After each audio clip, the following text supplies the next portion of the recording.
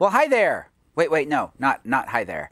If you remember Hi There, you probably have gray in your hair and remember Board Games with Scott. Board Games with Scott was the first YouTube video series about board games, and I ran it from 2005 to 2010.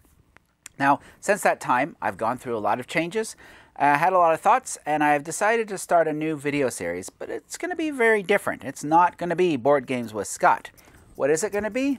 Well, let's find out.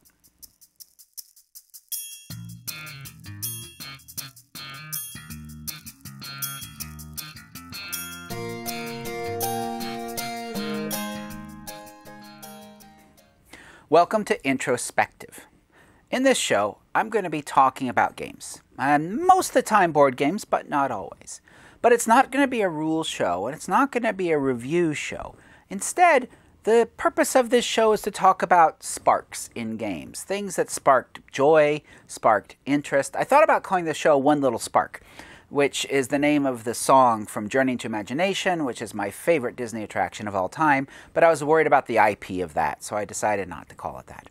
I also thought about calling it Board Games with Scotch, where I would sit by the fire and sip scotch and talk about board games, but I've decided to go with Introspective.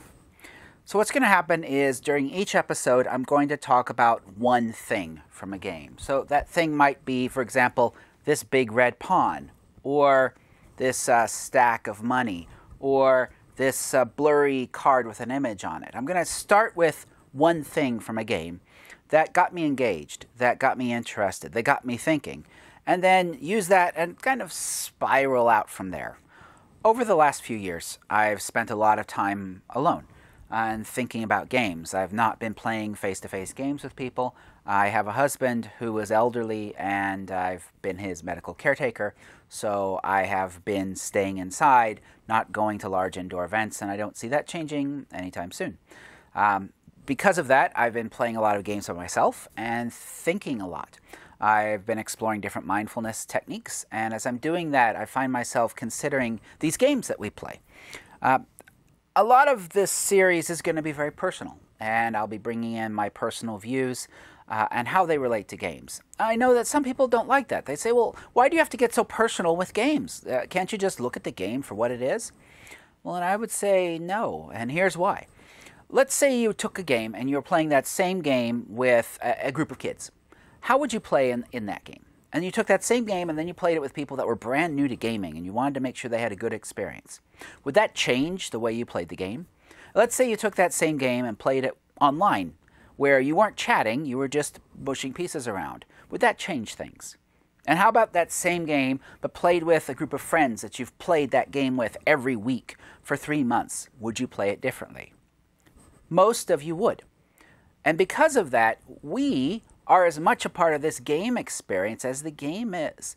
These things on the shelves behind me, they're just boxes. They're not going to do anything until I open them up and get involved with them. So I'm bringing my own personal views, my own background, and my experiences to the table, and everyone I'm sitting around the table with are also bringing their own views. And this creates something that I've talked about in my first book on games and libraries called the gaming experience, which is the idea that it's the game plus the people plus the context in which you're playing the game that creates this gaming experience. And it's in those gaming experiences where you can have these aha sparks, these moments of something that perhaps a designer didn't even intend you to have, but it comes to life in the experience. So during this series, each show is going to take one little spark, one aha moment, and I'm going to take it from there and spiral around and talk about design and game design and talk about other games and chat about that. And that's what's going to go on in this series. I'm not focused on the cult of the new. In fact, if you look around me, the games behind me, these are many of the games I'm going to be talking about. Each one of these games has something in it that gave me a spark, something that I want to talk about. Many of these games are out of print. So you may be wondering, why am I doing this? That's a question you should always ask about information on the internet. Why is it there and should I trust it? But I'll tell you some things that aren't driving me to do this. One, I don't care about view counts. I'm not going to be asking you to bash that subscribe button and rip the clapper out of the notification bell and use it to beat the like button. I'm not going to be asking you to comment below because I don't want to generate artificial discussion. In fact, if you're going to be nasty in the comments, I'm just going to delete and block you because this is my space and I want it to be a nice space to spend time in. I'm also not doing it because I don't want to be involved in Kickstarter previews and I don't want to get review copies of games. As I said, most of the games I'm looking at here are out-of-print games. I'm doing this because I want to help you think a little bit more deeply about the game experiences that you're having. I want you to look for the sparks that games can create between you and the people you're getting the opportunity to spend some time with. And that's my hope, is to help you appreciate the games you have and think about games a little bit more deeply, to become a little bit more introspective. Now, one of the things that's different from when I was running Board Games with Scott is now I'm a professor of game design. This is what I do. This is what I teach. When I was doing Board Games with Scott, I was teaching in a library program and games were something I did on the side. But now, teaching game design is what I do, and I try to help students understand how to create games and how to create these experiences. And during those classes, many times I will find something interesting in a game and I'll use it as a teaching moment. And I'll go off on a tangent.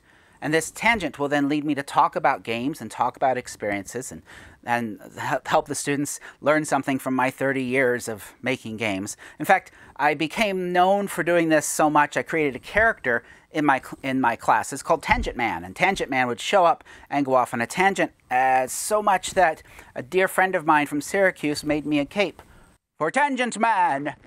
So this series is basically Tangent Man the series. This will be just like if you were in my board game design class and I'm talking about something and I pick up a pawn and I say, you know, this pawn reminds me of a story, and that's what each episode is going to be. Stories about games, explorations of design, and my own introspections about having done this for, well, a big chunk of my life. So I think that's enough tangent for now. Thank you for coming along on this journey with me. We'll see where it takes us, and hopefully it might give you a little spark and some introspection. Take care, and I'll talk to you later. Bye-bye. Oh, shoot, I did the bye-bye thing. That was a Board Games with Scott. Oh, fine. Bye-bye.